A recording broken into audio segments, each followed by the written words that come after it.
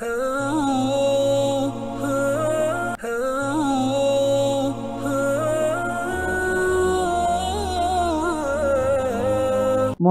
அல் மஸ்ஜிதுல் அக்ஸா பைத்துல் மக்ஸூத் குத்பா ஷேக் ஹுசைன் ஹபீதுல்லாஹி தந்தார்கள். அதாவது அநியாயம் இழைக்கப்பட்ட மக்களுக்காக உதவி செய்யுமாறு ஒரு அறைகூவல் அழைப்பு. ஹம்து ஸலவாத் தக்வாவுடைய வசியத்துக்கு பின்னால் முஸ்லீம்களே பொதுவாக பலஸ்தீன் மக்கள் படுகின்ற கஷ்டம் தெரியும், சிரமம் தெரியும், நோவினைகள் தெரியும், சொல்லிக்காட்ட தேவையில்லை. என்றாலும் இந்த மக்கள் படுகின்ற கஷ்டத்திலே எல்லோருக்கும் ஒரு பங்குண்டு. எல்லா முஸ்லீம்களுக்கும் அவர்களை விடுவிப்பதற்கான பாதுகாப்பதற்கான ஒரு பங்குண்டு. மக்கள் எல்லாம் சிரமங்களுக்கு மத்தியில் தொழுகிறார்கள். போராளிகள் தன்னை அர்ப்பணித்து பாதுகாப்பு நடவடிக்கை ஈடுபடுகிறார்கள். ஜும்மா தொழுகைகளை கலந்து கொள்கிறார்கள், ஏனைய தொழுகைகளை கலந்து கொள்கிறார்கள். திக்ர் திலாவத்துக்காக வேண்டி மஸ்ஜிதுல் அக்ஸாவில் எந்த சவால்கள் இருந்தாலும் தடைகள் இருந்தாலும் தாண்டி எப்பொழுதுமே மஸ்ஜிதுல் அக்ஸாவை பாதுகாப்பதிலே மிக கண்ணும் கருத்துமாக செயல்படுகிறார்கள். அப்படிப்பட்ட மக்களுக்கு பாராட்டும் வாழ்த்தும் துவாவும் செய்துவிட்டு பொதுவாக பலஸ்தீன் மக்களே, இஸ்ரா மிஅராஜுடைய பூமிக்கு சொந்தக்காரர்களே, எங்களுடைய அந்த பொறுமையோடு விடாப்பிடியாக தைரியமாக போராடுகின்ற அந்த கூட்டம் தைரியமாக போராடி கொண்டு இருக்கிறார்கள்.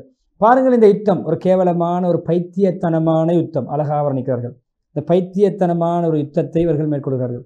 எப்பொழுதுமே முஸ்லீம்களுடைய பிள்ளைகளை, பெண்களை, ஆண்களை, வயதுபர்களை என்ற உரிமைகளை என்றெல்லாம் பறிக்கிறார்கள், கொலை செய்கிறார்கள், சின்ன பின்னப்படுத்துகிறார்கள், சேதப்படுத்துகிறார்கள், அபகரிக்கிறார்கள், திருடுகிறார்கள். பலஸ்தீன் மக்கள், கஸா மக்கள் குறிப்பாக தியாகங்களை மேற்கொள்கிறார்கள். எனவே அவர்கள் நாளாந்தம் சுகதாக்களை வழி அனுப்பி வைக்கிறார்கள். பிள்ளைகளிலிருந்து ஷஹீதுகளை, கணவன் மனைவி, மனைவி கணவனை, சகோதரர்கள் பிள்ளைகளை, பெற்றோர் பிள்ளைகள், சகோதர நண்பர் என்றொன்று ஒவ்வொரு நாளும் ஷஹீதுகளை வழி அனுப்புகின்ற அந்த நிலைமை ஏற்பட்டிருக்கிறது இந்த பைத்தியக்காரத்தனமான சியோனிசவாதிகளுடைய அந்த போரினால். எனவே இந்த நிலைமை மாறுவதற்கு நாம் பங்களிப்பு, நடவடிக்கை, காத்திரமான பணிகளை மேற்கொள்ள வேண்டும் என்று சொல்லிவிட்டு பொதுவாக இன்று ஒரு மாநாடு நடந்து முடிந்துவிட்டது. மாநாடு ஒன்று சேருகிறார்கள். பேரளவில் ஒன்று சேருகின்ற மாநாடாக இருக்கக்கூடாது. அதுக்கு முன்னே பேசிய சென்ற வார கொத்துபா தானே, சவுதியில் ஒன்று சேரக்கூடிய நாடுகள் காத்திரமான ஒரு நடவடிக்கை எடுக்க வேண்டும், ஒரு பிரகடனம் செய்ய வேண்டும், ஒரு முடிவு கட்ட வேண்டும், கங்கணம் கட்ட வேண்டும். பேரளவில் ஒன்று சேர்ந்து பேசி பேச்சளவில் பெறுகின்ற ஒரு மாநாடாக அந்த மாநாடு இருக்கக்கூடாது. அதில் இப்போ பலஸ்தீன் சார்பாக சேர்கின்ற மக்கள் காத்திரமான நடவடிக்கை எடுக்க எத்தனிக்க வேண்டும், அதுக்காக முயற்சிக்க வேண்டும் என்று சொல்லி இந்த மாநாட்டுடைய முடிவு யுத்தத்துடைய போருடைய முடிவாகவும் பலஸ்தீன் மக்களுடைய விடிவாகவும் இந்த சியோனிசவாதிகளுடைய அந்த அந்த அடாவடிகளை கட்டுப்படுத்துகின்ற ஒரு மாநாடாக இருக்க வேண்டும். மாநாடுகள் வெளிப்படுத்துகின்ற பிரகடனத்திலே பேச்சளவிலே பேசி பெறுகின்ற மாநாடாக இருக்கக்கூடாது என்ற அந்த மாநாட்டிலே ஒன்று கூடக்கூடிய நாடுகளுடைய தலைவர்களுக்கும் ஒரு தூதை முன்வைத்துவிட்டு பொதுவாக பலஸ்தீன் மக்களே, மேராஜுடைய பூமிக்கு சொந்தக்கார மக்களே, நீங்கள் எப்பொழுதுமே தக்வாவோடு இருங்கள், பேணுதலாக இருங்கள், உறுதியாக இருங்கள், நல்லவற்றை சரியானவற்றை பேசுங்கள்.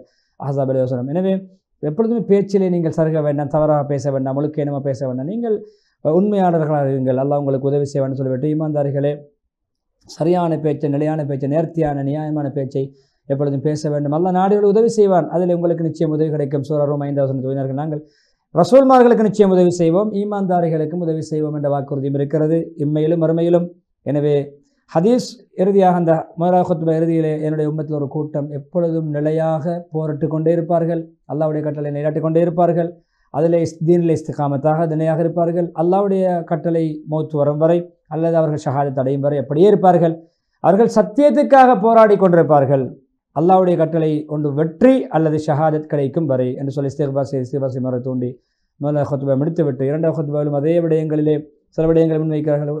உங்களுடைய ஒற்றுமை தேவை பலஸ்தீன் மக்களே. ஹம்து ஸலவாத் தக்வாவுடைய செய்ப்பினால் பலஸ்தீன் மக்களே, நீங்கள் ஒற்றுமையை இழந்து விட வேண்டாம், நீங்கள் ஒரே அணியாக பாடுபட வேண்டும், ஏகத்துவம் உங்களோட அவசியம். உங்களுக்கு பொதுவாக ஒற்றுமை கொண்டுதான் கண்ணியம், அதை விளங்க வேண்டும். இறைவனுடைய திருப்தியை பெற்றுத்தரும் ஒற்றுமை. உங்களுக்கு மத்தியிலே பிரிவினை ஏற்படுத்த எத்தனிக்கிறார்கள், பிரிந்து விடக்கூடாது, எல்லோரும் ஒருமித்து பாடுபட வேண்டும்.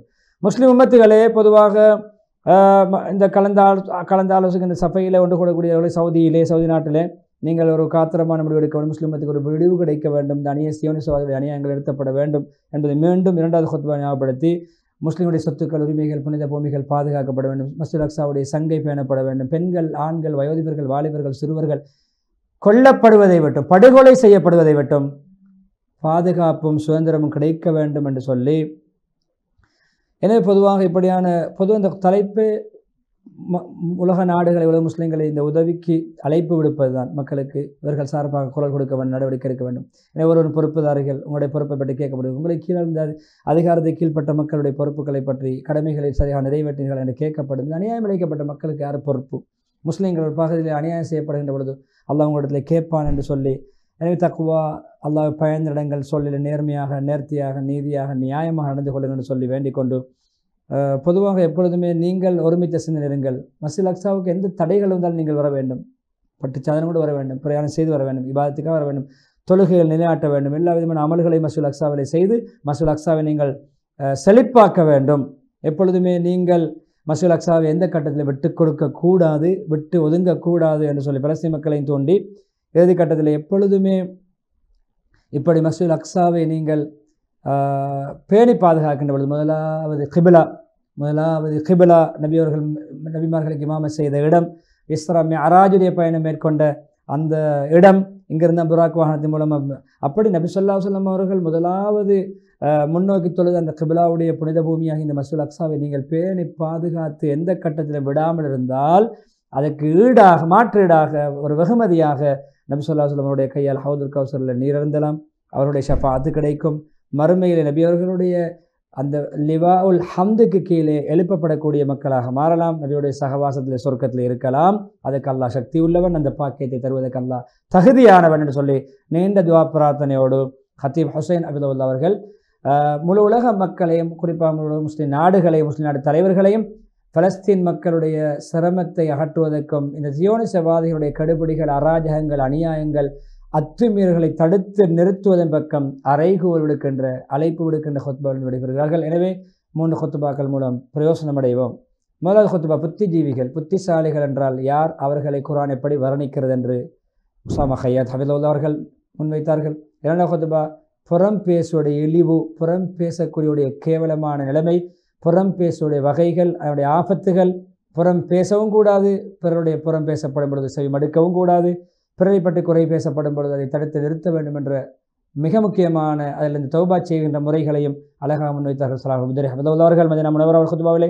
மூன்றாவதாக அநியாயம் இழைக்கப்பட்ட மக்களுக்காக உலக நாடுகளை திரும்பி பார்க்க சொல்லி காத்திரமான நடவடிக்கைகள் எடுக்க வேண்டும் என்ற வேண்டுகோளை ஹுசைன் அபிதுல்லா அவர்கள் மஸ்ஜித் அக்ஸாவுடைய ஹுத்பாவில் முன்வைத்தார்கள். 3 ஹுத்பாக்களும் பயனடைவோம், பிறருக்கு மெத்தி வைப்போம், மக்களும் பயனடைவதற்கான வழிவகைகளை செய்வோம். எனவே நிகழ்ச்சி தயாரிப்பு ரிஸ்வான், நிகழ்ச்சி தொழில்நுட்பத்தில் ஷரஃபானுக்கு நன்றி செலுத்தியவனாக, நேயர்களாக உங்களுக்கும் நன்றி செலுத்தியவனாக விடைபெறுகிறேன். மீண்டும் ஒரு மனாப் இஸ்லாம் நிகழ்ச்சிகளை சந்திக்கும் வரை வாஹிரு தாவானா அல்ஹம்துலில்லாஹி ரப்பில் ஆலமீன். அஸ்ஸலாமு அலைக்கும் வரஹ்மத்துல்லாஹி வபரகாத்துஹு.